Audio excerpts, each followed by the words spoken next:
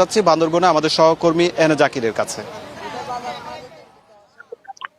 দর্শনার্থীদের ভিড়ে মুখর পাহাড়কন্যা বান্দরবানের সবগুলো পর্যটন কেন্দ্র। এই মুহূর্তে আছি আমরা নীলাচল পর্যটন কেন্দ্রে, পরিবার পরিজন নিয়ে ঈদের ছুটি কাটাতে নীলাচল পর্যটন কেন্দ্রে এই মুহূর্তে অবস্থান করছে কয়েক হাজারেরও বেশি পর্যটক। আমরা আপনাদেরকে দেখানোর চেষ্টা করব জেলার বিভিন্ন প্রান্ত থেকে, বিশেষ করে আশেপাশের যে জেলাগুলো রয়েছে এবং বান্দরবানের যারা স্থানীয় রয়েছে তারা সবাই কিন্তু পরিবার পরিজন বন্ধু বান্ধব নিয়ে ঈদের ছুটি কাটাতে এই মুহূর্তে নীলাচল পর্যটন কেন্দ্রে অবস্থান করছে। সকাল থেকে আমরা বিভিন্ন পর্যটন কেন্দ্র ঘুরে দেখেছি দর্শনার্থীরা চিম্বুক, প্রান্তিক লেক, তমাতুঙ্গি সহ বিভিন্ন কেন্দ্রে ছুটে যাচ্ছে তাদের পরিবারের সদস্যদেরকে নিয়ে চাঁদের গাড়িতে করে এক পাহাড় থেকে আরেক পাহাড়ে ছুটে পারাচ্ছে।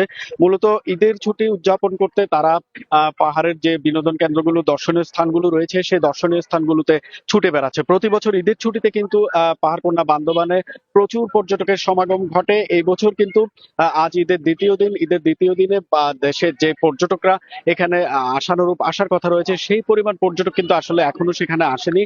আমরা হোটেল মোটেল মালিক সমিতির সাথে কথা বলেছি, তারা আমাদেরকে যেটি জানিয়েছে ইতিমধ্যে 50% বুকিং সম্পন্ন হয়েছে। তবে আজ ঈদের দ্বিতীয় দিন, আগামীকাল বা পরশুদিন থেকে যে পর্যটকদের আনাগোনা, এই সমাগম কিন্তু আরো বাড়তে পারে, ব্যবসায়ীরা আমাদেরকে সেটি জানিয়েছে। এবং আমরা আইন শৃঙ্খলা বাহিনীর সাথে কথা বলেছি, পর্যটকরা যাতে এখানে নিরাপদে স্বাচ্ছন্দ্যে ঘুরে বেড়াতে পারে সেজন্য কিন্তু প্রশাসনের পক্ষ থেকেও নানা পদক্ষেপ গ্রহণ করা হয়েছে। তো এই ছিল আমার কাছে বান্দরবানের নীলাচল থেকে পর্যটনের সবশেষ খবর।